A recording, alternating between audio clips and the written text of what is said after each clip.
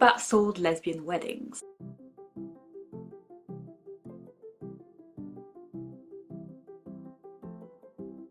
Hi, and welcome to this channel. For those of you who are new, I'm Claire and I like talking about arms and armour, women's histories, and the weird, wonderful ways these two subjects often intersect. Sometimes I talk about swords, sometimes I talk about lesbians, and today, it so happens, I want to talk about swords and weddings, lesbian weddings, and, you guessed it, sword lesbian weddings. So, grab yourself some wedding cake, or, just cake, and let's investigate. This all started many years ago, and I'm not even joking. I think it was actually 2 years ago, when I came across a seemingly vintage photograph of a sword lesbian wedding. I don't know what else to call it. We have a woman in a long white dress, what looks like a wedding dress, facing another woman who is wearing what seems to be a black military uniform, holding a sword. And between them seems to be a man who is or is taking on the role of a pastor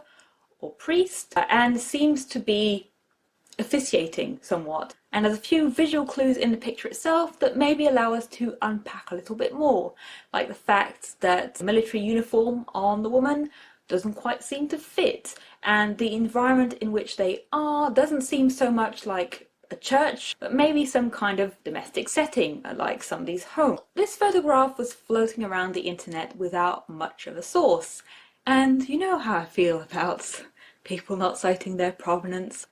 Not fondly, but a bit of extra digging reveals that it was first posted to the internet September 21st, 2014, and its caption simply read, "Lesbian Wedding, circa 1930, and it is posted on the website Homo History, aka the best name for a website ever. The site's creator, Jeffrey Gent, posts photographs from his own vintage collection, showing people from the past who did identify or may have identified on the LGBTQIA spectrum. He collects these by scouring flea markets as well as purchasing photo boxes that he finds on the internet. And Gent himself states in an interview about Homo History, so many of these photos were purposely destroyed by horrified family members. Since most of the men and women in these photos are unknown, it's hard to know for sure if they were a gay couple or just good friends."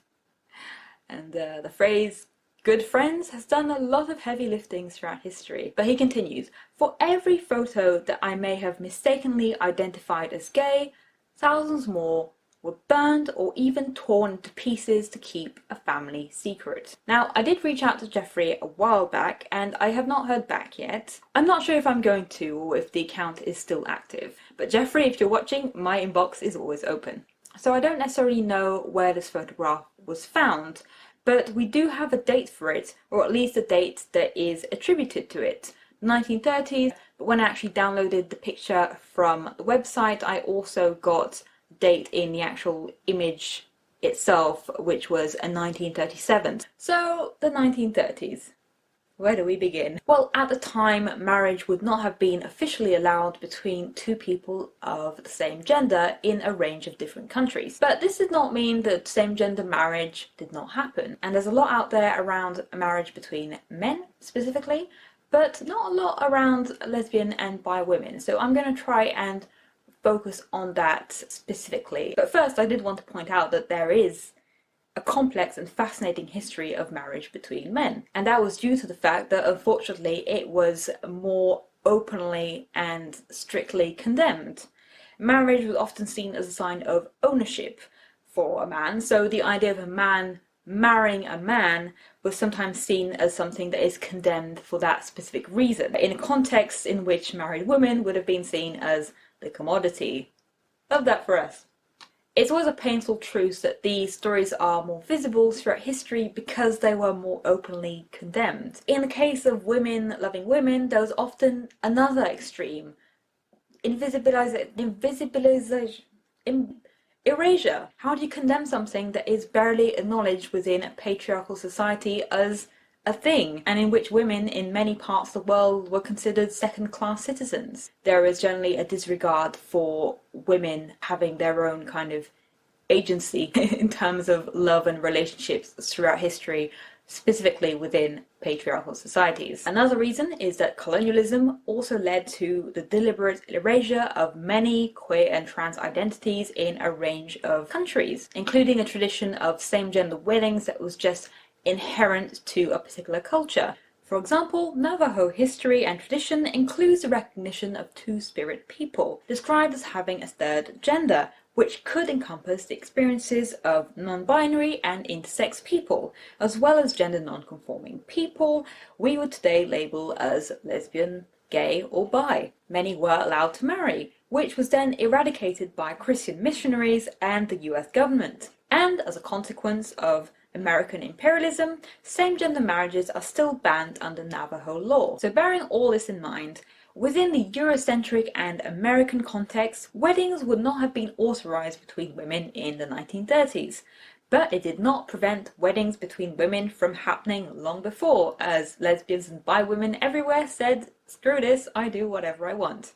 These weddings were symbolic in nature, but still looked for ways to put in practice a specific situation of a marriage, sharing a life with someone, which is why looking at histories of unmarried women with close friends can allow us to find situations throughout history in which women did live together and, for all intents and purposes, lived the equivalent of a married life. In fact, a whole term even emerged from this: Boston marriages, even though the term only emerged in the 19th century, linked to Henry James's novel The Bostonians, due to his depiction of two gal pals living together, and was actually inspired from his own sister's living situation. The Boston marriage usually involved two upper-class women setting up such an arrangement, which, due to their class, definitely meant that they benefited from enough privilege to be able to do some of what they wanted, within reason, more than the average woman, and most importantly, could usually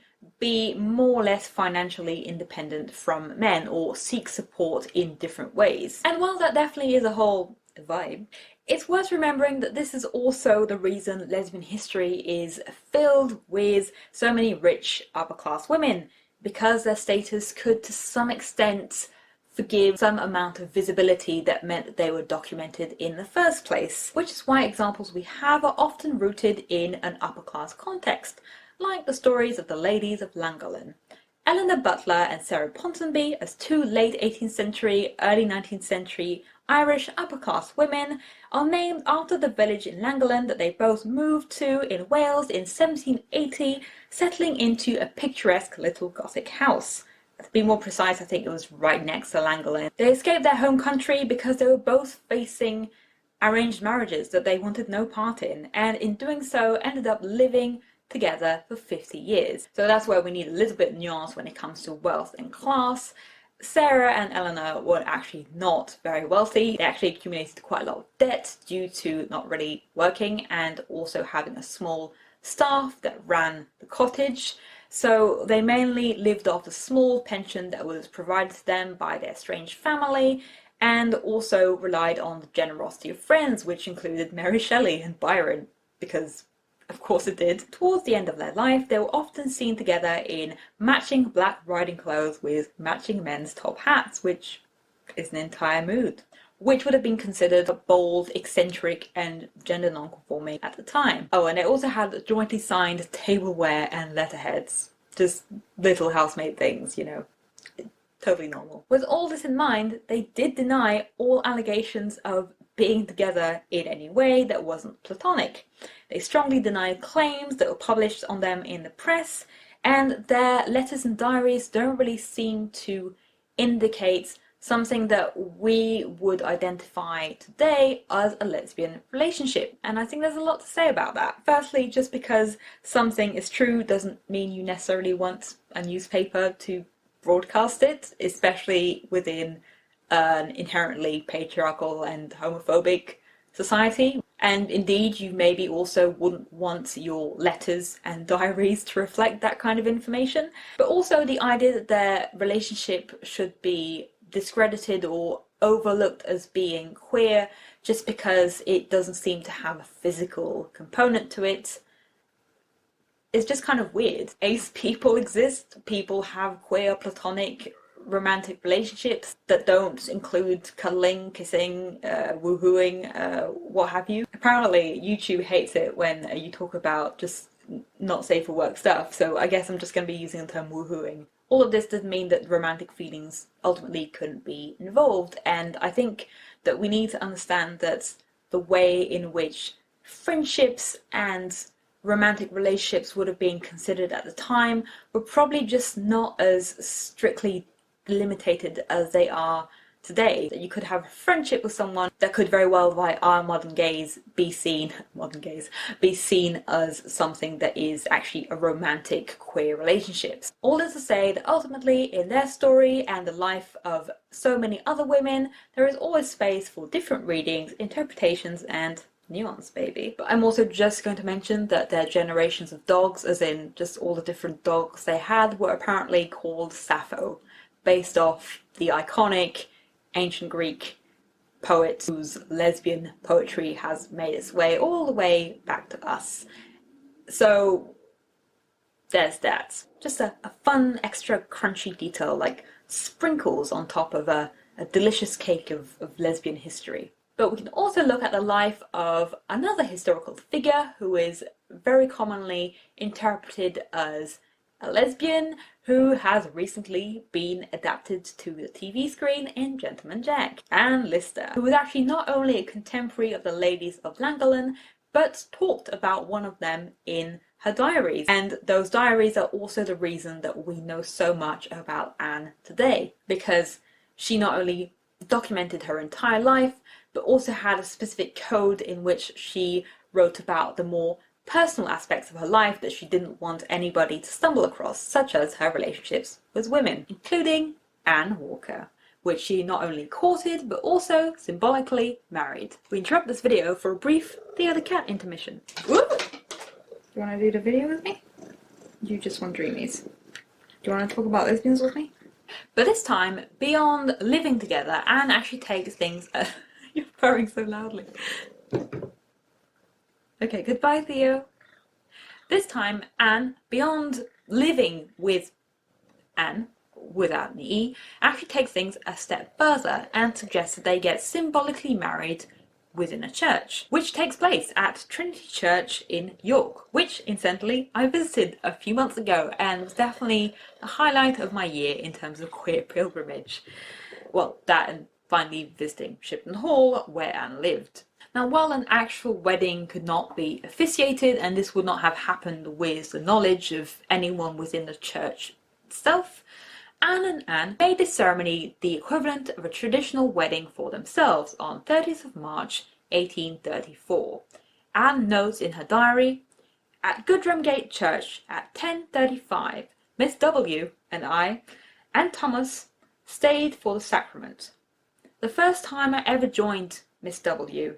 in my prayers, I had prayed that our union might be happy. She had not thought of doing as much for me." And always has a snarky side comments in her diaries. I love it. You're literally marrying your wife and you still have something snarky to say. I kind of admire the commitment. Of course, Anne Lister may also have been marrying Anne for financial reasons, to refurbish her beloved Shibden Hall, but hey, you know what? First of all, it doesn't mean that romantic feelings weren't involved, and secondly, we don't only need positive LGBTQI models, okay? We can have morally grey ones.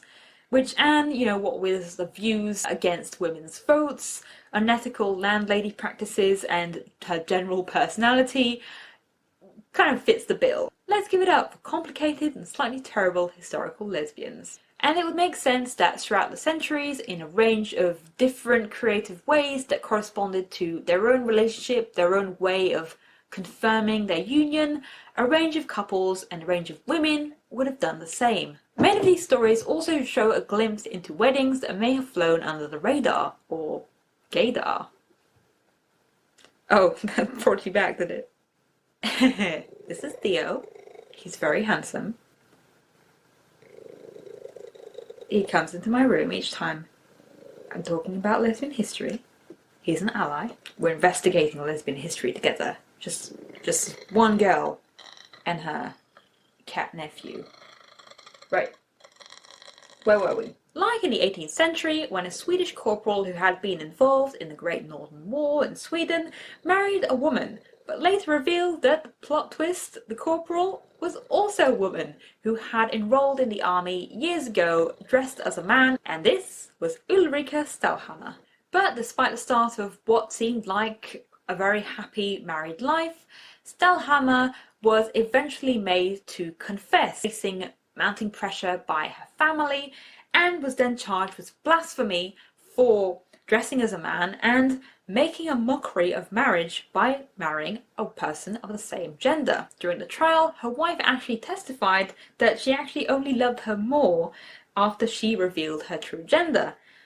But they both swore that nothing spicy happened during their marriage, and that it was virtuous and pure. Ultimately, and due to that, again, sexist assumption that women had no kind of agency over their own bodies and desires, and so this was just a friendship that had been taken way too far, they both avoided the sentence of death, which was usually the verdict in these types of cases, but they both faced imprisonment and, in Ulrika's case, exiled from a specific part in Sweden. Even worse, in some sense, they were made to live apart.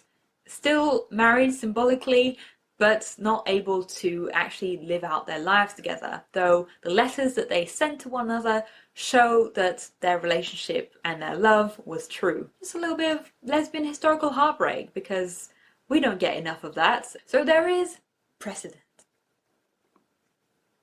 We're settling down. And if you're a member of military personnel, like Ulrika, there would also have been a valid reason to be carrying a sword while the wedding was being conducted. Though dressing up in a military uniform with a sword, going back to our vintage SWORD Lesbian Wedding photograph, is a commitment to things, which does beg the question, why? Well, it turns out that swords are part of a long-standing tradition when it comes to European weddings. One possible theory goes back to their use at marriage ceremonies in medieval Germany. Historians believe that the sword and the ring used in a ceremony would have been used to symbolize the oath between a man and a woman at the time, and to show that their union would be binding, and the symbolic bond the sword would represent in terms of family ties and something that you pass down from generation to generation, often in a pretty patriarchal context. This could point to an older tradition of swords usually being used to swear on something, and the symbolic bond a sword would represent in terms of family ties, and something you pass down from generation to generation. The ceremonial sword therefore made its way throughout the centuries with some sensible changes along the way. Many military people today still wear ceremonial sword at weddings, with other military people in attendance, often forming an arch of swords for the new couple to pass through, because what could go wrong, right? This is usually done when exiting the church or any other place where the ceremony happened, and is a way of welcoming the newly married couple. And then, of course, it's impossible to ignore the cutting up a cake with a ceremonial sword, which honestly just feels like an excuse to cut a massive cake with a massive knife. But just like the deep-rooted tradition of the sword at the wedding, the importance isn't so much in the object alone, but the act performed with it, or around it, in this case cutting the cake together as a couple, not swearing an oath or passing down an ancestral family legacy. I mean, unless that's your thing. Which brings us to what the sword could have signified to this 1930s wedding couple, as well as its meanings today. Many queer couples have actually used the sword in wedding ceremonies recently, like comic book artists and writers Molly Ostertag and N.D. Stevenson, or a now Twitter famous couple when a photo of them holding swords at their weddings went viral in December 2019. Incidentally, they were initially dubbed the SWORD Lesbians before they politely set the record straight, so to speak, and said that they were actually bisexuals of the blade. But why did the images take off to that extent? Well, I think, on one hand, sword. Swords are cool. But secondly, more seriously, if that's ever possible on this channel, reclaiming something that has been so traditionally entrenched within quite delimited gender roles seems to be something that resonates with quite a lot of people, and women and queer people specifically. For wielding blades, just as for the institution of marriage itself throughout the centuries, the idea of subverting traditional gender norms with these two practices lies at the core, and if you combine the two together, well, you have a perfect queer sword storm. But the images and the vibes that these weddings give off is often one that is steeped in fantasy rather than historical recreation, reenactment or reinterpretation, with fairy tale vibes and flowing gowns. With a special mention to this inspiration photoshoot themed around the re-queered Arthurian legends concept of Morgan Le Fay marrying the Lady of the Lake with swords, which, I mean, look, not only would I attend the wedding, but I would watch that series. They seem to imagine a world in which gown-wearing and sword-wielding women and queer and trans people can exist and live out that fantasy, and I think that's beautiful. As a side note, just within and beyond the realm of queerness and queer couples, because I'm not going to make any assumptions either way, but Morgan and David, pictured here, choreographed a sword wedding battle to the tune of Do It For Her from the cartoon Steven Universe, which is a song which in itself is extremely queer and is a whole sword lesbian mood. So I just wanted to, I could not mention this. Ultimately, historians of the future will get to look back at queer sword weddings that are happening at the moment and link it to our love and fantasy and desperate need for escapism. And they'll still be able to rifle through whatever the future equivalent will be for flea markets and photo boxes of discarded photographs. Because ultimately, at the end of this video, I don't know much more about who these ladies were, whether or not they were acting out a scene as good friends, or whether or not they were going through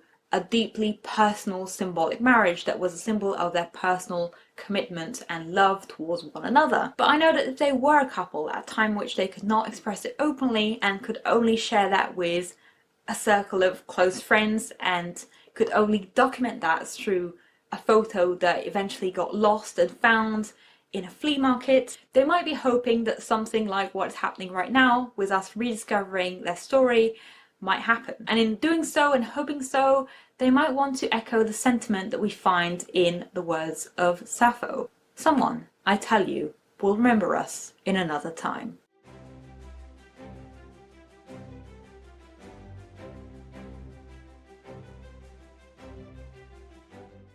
Thank you so much for watching. If you like this video, you can like, comment, subscribe to see more videos when I put them out.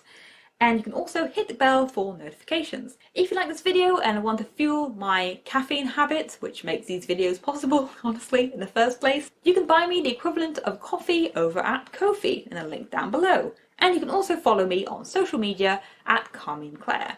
Stay safe, sword lovers, and see you in another video. Now I can't move because Theo is still resting on me. Yes, you're very cute. Yes, yes, yes. Yes, yes, yes.